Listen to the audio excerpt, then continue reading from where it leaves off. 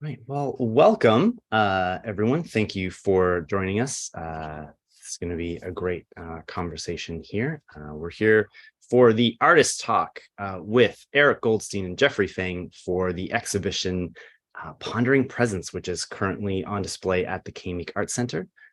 My name is Stephen Snyder. I am the Gallery and Communications Coordinator for the West Vancouver Community Arts Council.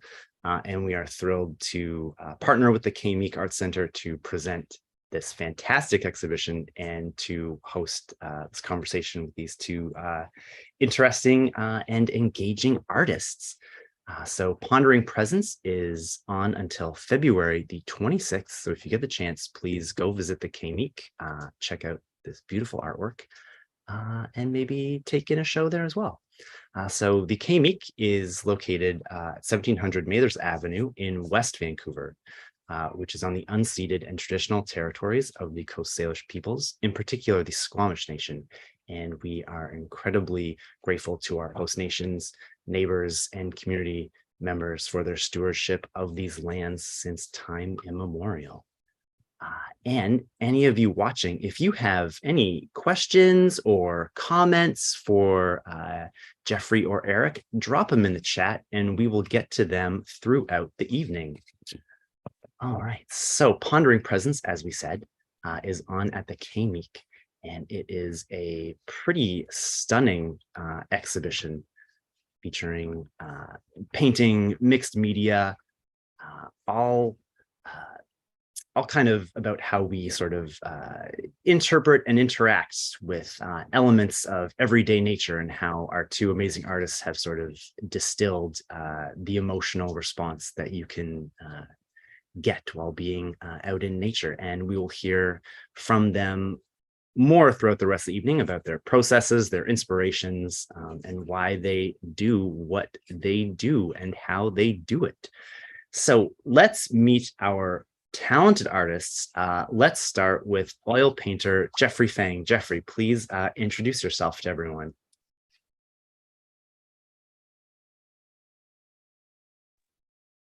Hello, everyone. This is Geoffrey. I moved to North Van since 2007. So I've been living in North Shore nearly 15 years. I was originally graduated from the Fine Arts Academy in the Xi'an, the city in the central part of China. So I studied there 8 years, 4 years in the Polytechnic, and another 4 years in the art painting department. And after I graduated from the Fine Arts Academy, I worked with the applied art industry as a graphic designer and interior designer. Then last 15 years, I go to fine art. Yeah.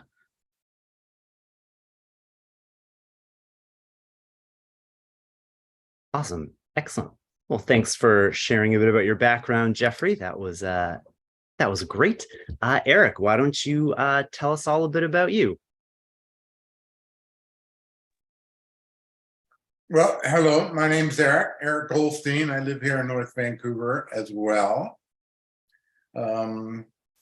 For last 35 years, I've been a cinematographer in the film industry here in Vancouver. I must have photographed about 125 television movies and theaters as a director of photography. I went to art school in Rhode Island, School of Design in the States, but I pursued a career as a cinematographer until recently. I've decided to retire from that and move on to become a fine multimedia creator.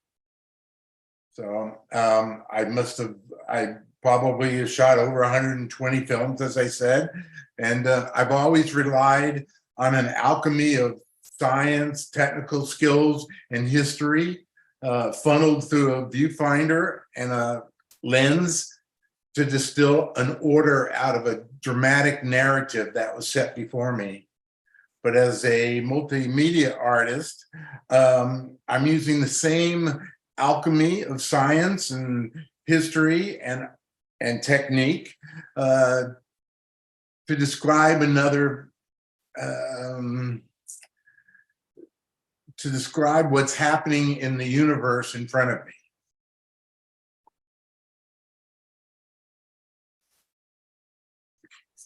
Wonderful. Thanks so much, Eric. That was great. Thanks for sharing, both of you. You both have such diverse backgrounds, but you've both been able to come to the visual arts in a pretty substantial way. Great that you've both have made Vancouver and the Vancouver area your home. I think we're pretty lucky to have your artwork, and I think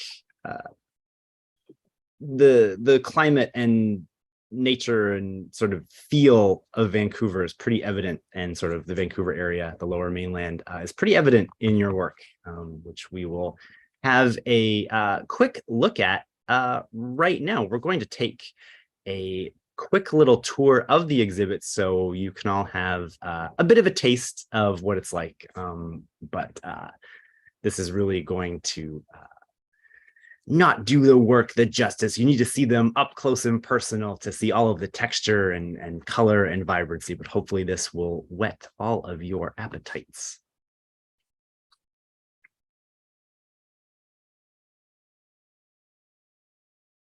Excellent. So yeah, when you come in off the Grosvenor Theater on the main floor, you're greeted with sort of that site. And then we start off with work from Eric on the first half of the wall here in the atrium. You can see how richly textured and layered and dense your work is, Eric.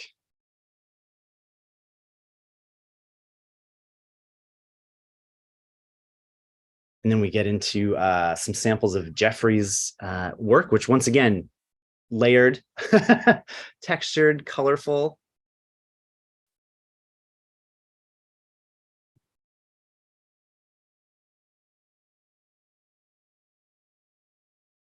Something pretty interesting about both of your works, and it's maybe something we'll get into a little bit later, is how kind of suggestive they are. You know, it's not necessarily right away you catch, oh, that was Lionsgate Bridge, or oh, that's a shoreline, or oh, that's a cityscape. It gives you a lot to sort of think about, rather than just kind of hitting you over the head with the obvious. Yeah, and then down in the McEwen Theater, you've got two galleries to check out this exhibit. So in the second theater, the McEwen Theater, we have more work. Again, here is, we start off with work from Eric.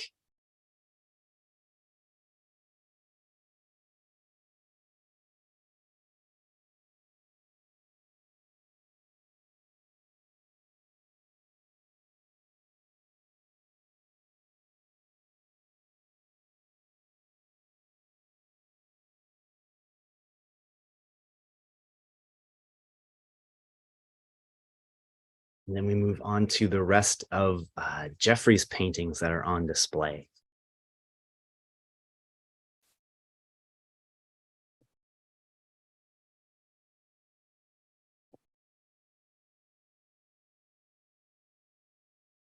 And you can go in and see the artwork any day during the week when the box office is open. And if you go to take in a show there at the Meek, you can definitely hang around pre and post show and intermission to look at the artwork too.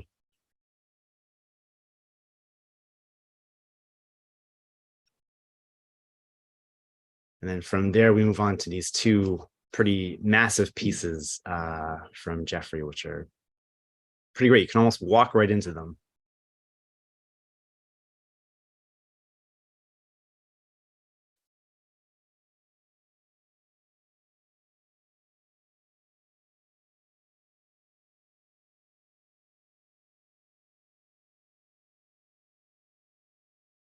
We tried to do a couple of zoom ins on each of your work because there's so much to see, so many layers, so much depth. It's a real feast for the eyes. I have a quick excuse me, a quick little note then for everyone watching. Again, if you have questions or comments, drop them in the chat and we will get to them. So now that you've all seen a little bit of the show, had a sneak peek, we're going to get each of our very talented artists to dive a little bit deeper into one of the pieces they have on display to kind of give you all a bit of a sense of where they're coming from as artists and kind of what they're hoping to evoke from the work that you can go see up at the Meek. So let's go alphabetical. Let's start with Geoffrey. Let's talk about this pretty cool diptych that you wanted to speak about. I'm going to pull that up and yeah, take it away, Geoffrey. Okay, thanks, Stephen. This work is the two-piece put together or separated are also okay. This work inspired by my experience the work around the Rice Lake. Yeah, so the small lake in the Lynn Valley. They always run around the lake, and the scene at I look through the woods and to see the water reflect the skylight. Yeah. So and I'm doing this with the more abstract effect, but each piece actually it comes from the real scene. Yeah. So I put the color at the very first layer. Usually I use some tempera or and acrylic. Then I use oil colors. Yeah, so the mixed, and the layer and the layers, and I covered some parts of the brush strokes, so made the brush strokes feels different space with the viewers. Yeah. So try to reflect the active natural space. Yeah. So and the color in the North Shore really inspired the people and give people a deep impression. And usually we look the realistic landscape, and we also look those through the photography and or the artist's work on canvas or linen, but quite a different, different reaction. But I think the spirit really inspired the people, or could be the same element in the people in viewers' heart as a image creator, no matter a photographer or a painter, that try to find the way to arouse the same feelings. So we're living in the North Shore. Actually, we're really blessed. So the developed urban keep as original as it is, right? The environment. And we also think that sometimes the small animal pass through the woods, pass through the trail. And we also think that the Squamish Nation used to live this land, and we can share this land. Yeah, it's a really, really nice things. Yeah, so I keep trying to doing try to express my feelings of this environment, and I give my gratitude, to this nature. Yeah, thanks. Awesome. Thank you for sharing those insights, Geoffrey. That was lovely. And you're right. Here on the North Shore, we are so fortunate to have so much stunning beauty around us, and just at our fingertips. You know, I had a question about how you go about making a piece such as this? Because you said it's inspired by your trips around Rice Lake. Do you sketch or paint on site, or do you start with a photo reference? How do you get going when creating a painting like this? That's a really good question. As the art student, I usually to capture the my emotion from the nature by the sketch, right? Drawings with a small notebook. But nowadays, because the photo, the cell phone is easy to take picture. So mostly, when I'm running around the neighborhood, I see something, I take picture. But actually, it is quite different. We made artwork by photo and with a sketch. It's quite different. Actually, the sketch, when you draw a sketch, it's already started your artwork. You already got some your selections of what you see, even by your subconscious. But we take picture. When I go back to my studio, I work on it. I have to call back my memory, the time I'm in that environment. So it's quite interesting. But the cell phone can take as much as the detail what it is, right? It's quite different, but it's interesting. But also the photography sometimes give more challenges. It give more details, more references, but it give the challenges to for especially for me, I needed to made a decision to what I take from it and what I give it up. Yeah.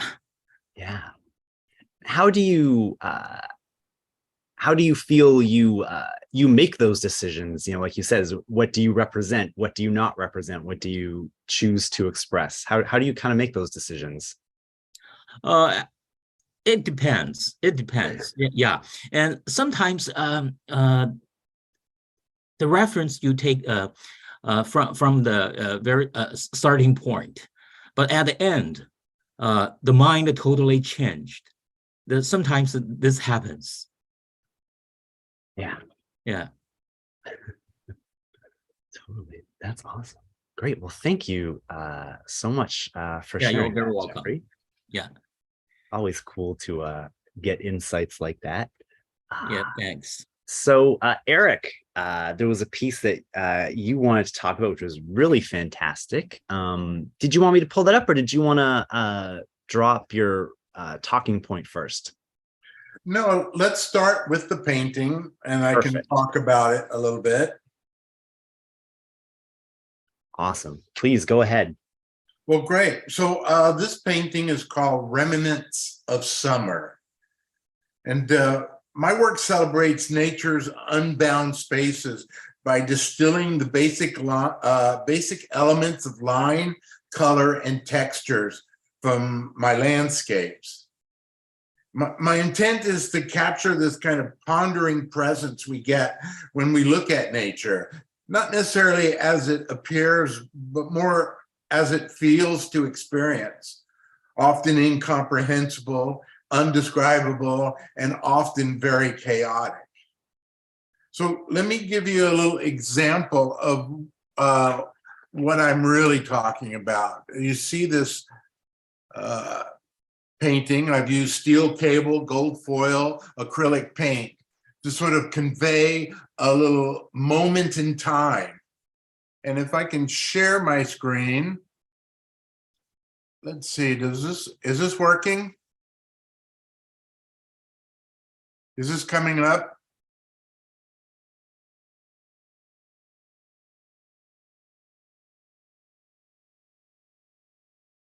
Stephen? Yes. Yeah. All good. Oh, okay. So this is a garden hose that I left in my backyard. And when I came around the house, I saw it. And at first, I got a little bit upset at myself for leaving the garden hose again over the winter or through the fall and into the winter. another garden hose ruin. But I started to think about it, and what I got from it was that we all have remnants of our past that we carry with us. And so this is the remnant of summer, just like all those other summers in childhood when we carry the remnants of our childhood with us. So this is the pondering presence I got by staring at this garden hose, at first being upset, but then realizing that it was more symbolic of something more significant. And so I created Remnants of Summer. I hope that makes a little bit of sense. That's great. I never would have thought when seeing that piece when it came in that this was your starting point. So all my work starts with a photograph and a concept, or what I like to call an emotional narrative with kinetic energy. So as you see, the energy was the hose all wound together, and hopefully it comes across in this frame here. Yeah. Oh, definitely. There is so much motion happening in this piece. I'll share with you what I kind of felt from it, seeing the title and everything. I thought it was kind of the movement of the sun, as summer ends, we get less of it. From those swirling shapes colliding with all the sort of the more linear things coming down. So it's really interesting that your remnants of summer were less obvious. It was more something more personal, something more connected. It was something that was in front of me as well. Yeah. So something very objective, and it was my interpretation using line, color, and texture. And you said about the sun, it is really about time. The time it took for all the leaves to fall, and the amount of time that garden hose was sitting in the garden. So I like to interpret all these landscapes and these moments, these great moments that we get when we look into our West Coast environments. We're struck with awe, and the awe is I like to call a ponderance. We ponder it, and we become present with it, and that's what my paintings try to capture. Yeah, I think they're doing their job. They definitely invite you in to sit and contemplate what's going on, what am I looking at, how does it make me feel, and also what is it made of? Because you have so many different kinds of materials and textures going into your paintings. Can you say a little bit about, like, for instance, what this piece? What are all of the things that go into making it? Well, in all my pieces are unconventionally constructed with various materials. I start with string, cotton fibers that bring the sense of line. It also brings movement, because as lines start to repeat, they become a pattern, and the pattern moves throughout the frame. In this particular piece, I have steel cable to emulate the curvature of the garden hose. And I use gold foil in the back to kind of represent some depth and some mystique. And you can see that I randomly drip my acrylic paint. So I'm using a technique of very ordered structure with the lines. Believe it or not, they're all measured with the randomness of the splash and the curvature of the natural arcing of the wire. So I'm talking about space and movement, and I'm distilling what I see into three elements: line, color, and texture. And I use that same approach to everything that I do. And each one is completely different somehow, using the same materials.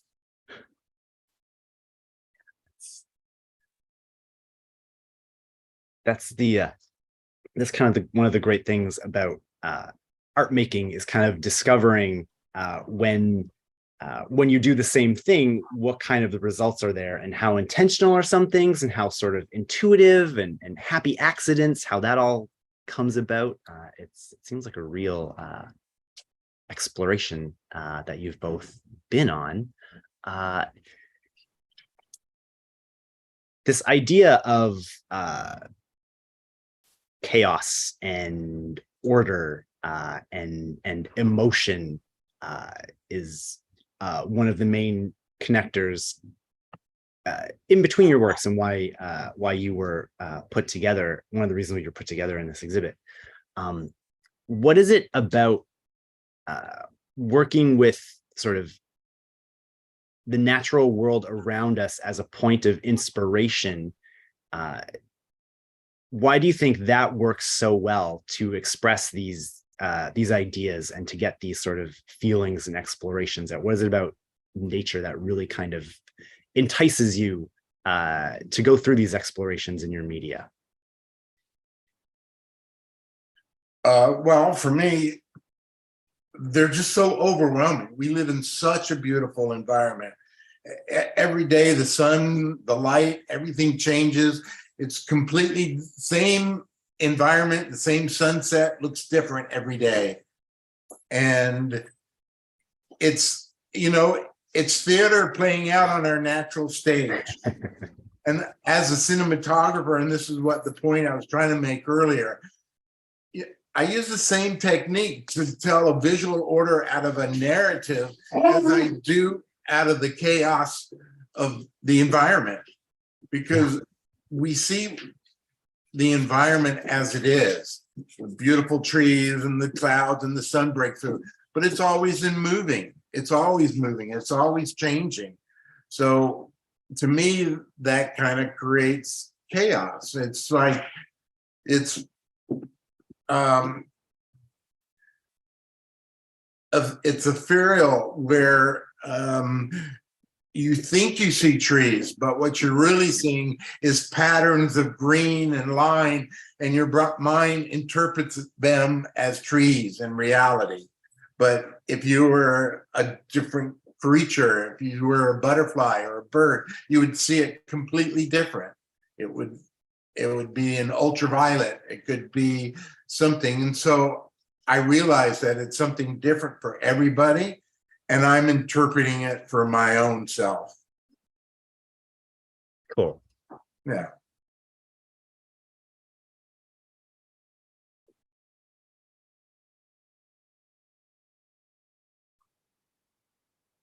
Is there anything you wanted to add, Geoffrey? Yeah, yes.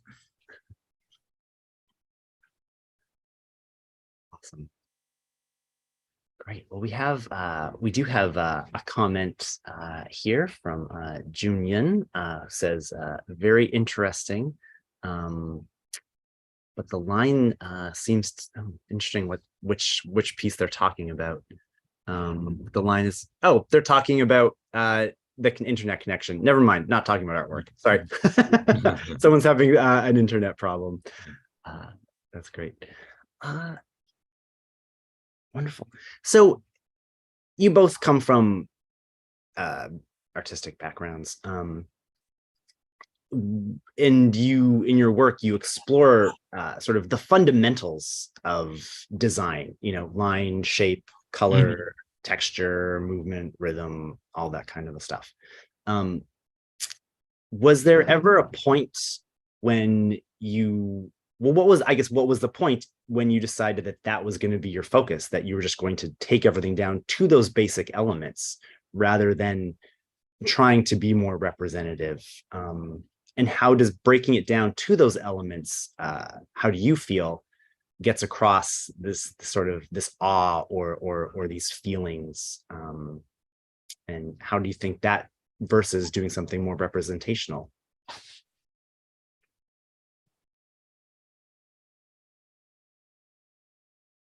Eric, please. Wow, what a great concept you're bringing up there. Pretty vast. Yeah. I have to sort of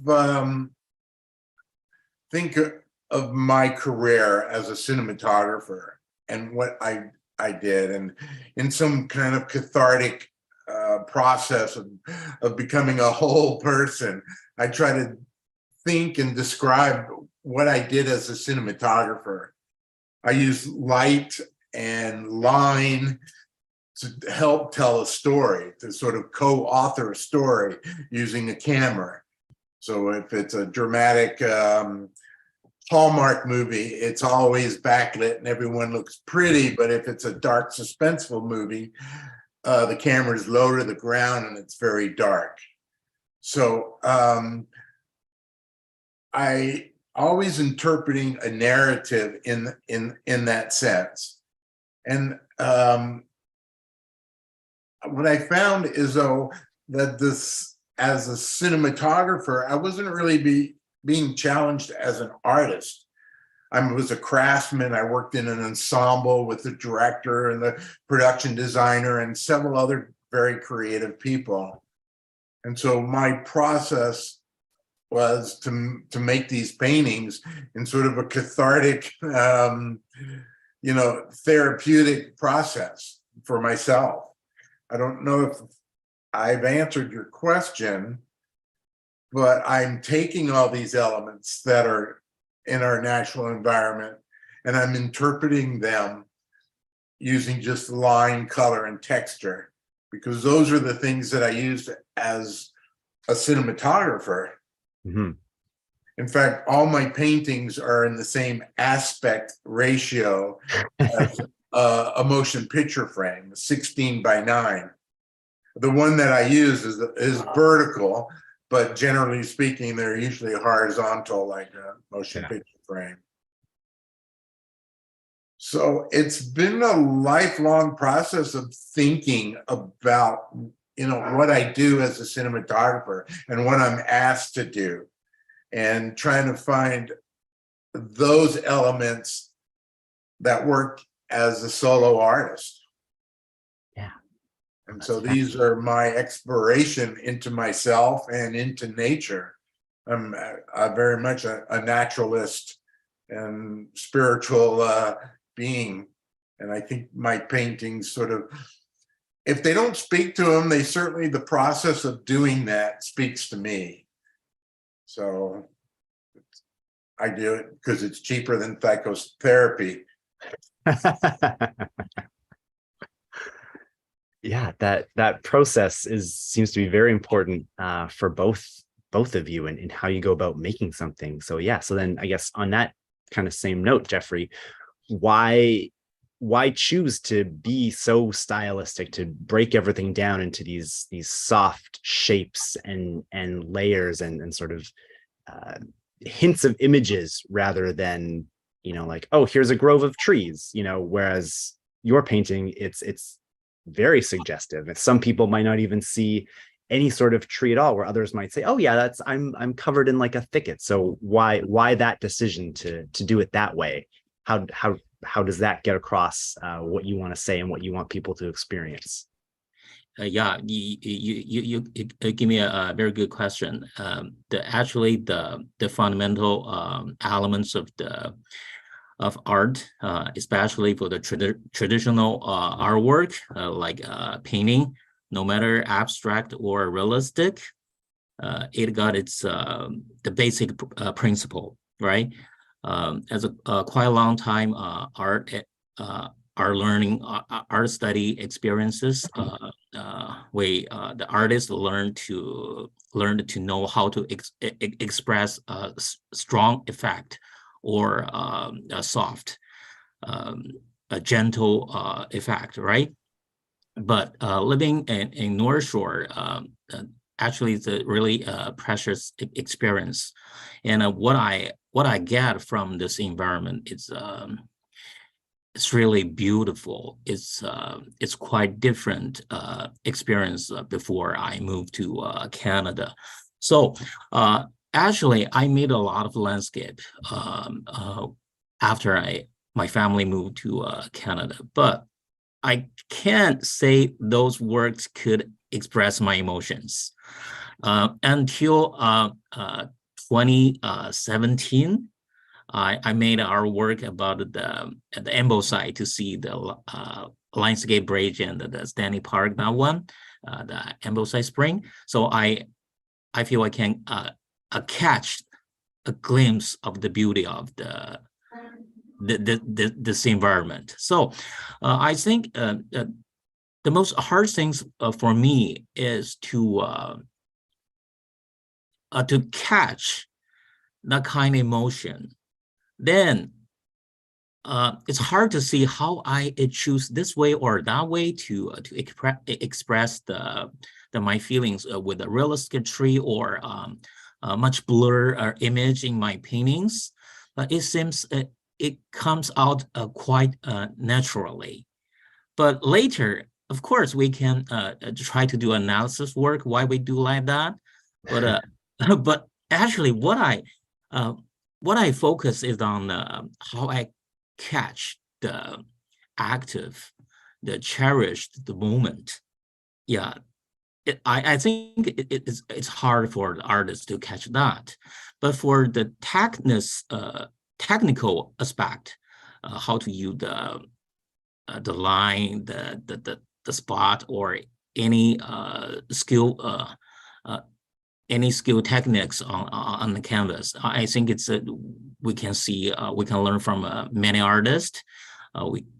Maybe we can influence by some artists, but the emotion, I think, is unique. Yeah. So yeah, but I got the response from my friend. They live in North Shore for quite a long time. Then they back to their hometown. Then when they see my work, they got very touched. So I feel what I did is right. Yeah. Yeah, totally. When you can make someone homesick, Yeah. that's Yeah. that's a plus. You've captured, like you're saying, that feeling, that essence of Yeah. where you're trying to capture. Yeah. It's wonderful. I mean, we all know, art is a very personal thing, and it can be cathartic for makers of art.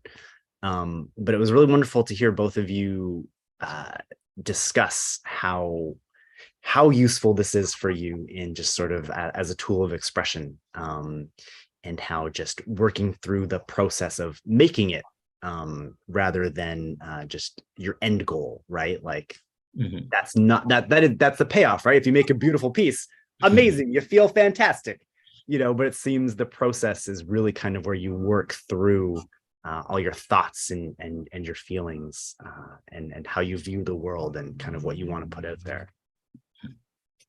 Really appreciate you sharing that with us. I think that's pretty special. Yeah, my pleasure. Thank you. If I can add a little bit to that, Please. About the process.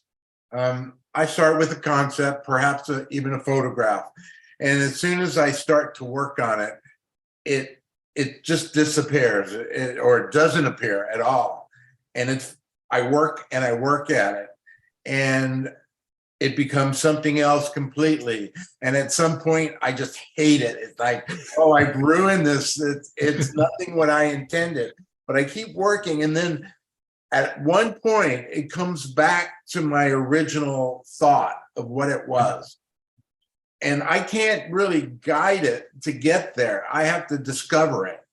And I know that when it talks to me, when it says, oh, yes, could be a garden hose in the garden, then I know I'm done. And so it's interesting process. It's like a beginning, middle, and end, and they all, somehow connect without being too obvious. Yeah.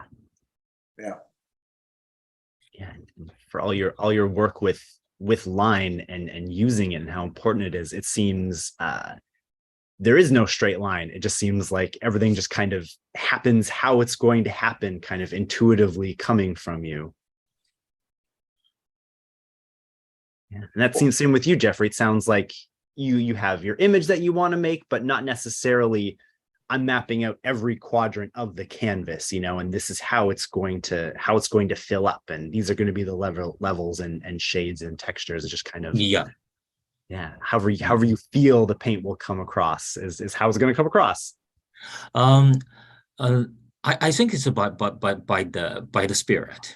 Yeah. So sometimes I think it's a little bit easy to make something realistic, but you catch the vivid feelings. It's hard. So I tried to make the first impressions. The first impressions of what touch us, right? So I did some looks realistic artwork.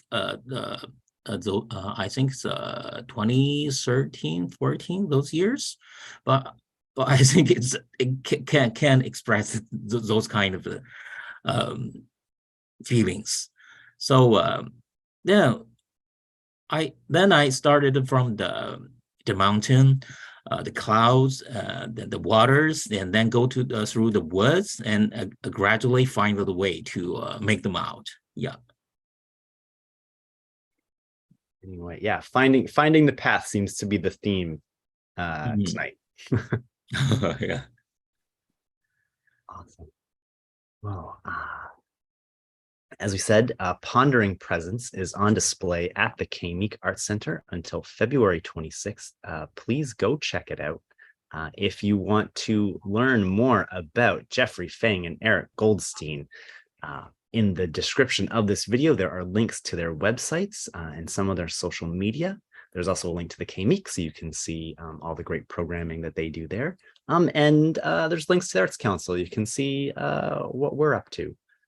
So I would like to thank Geoffrey Feng and Eric Goldstein for joining us and sharing their fascinating insights into their art making process. And I really encourage all of you watching to go check out the exhibit while you can, and discover whatever journey you can take through all of their fascinating scenes.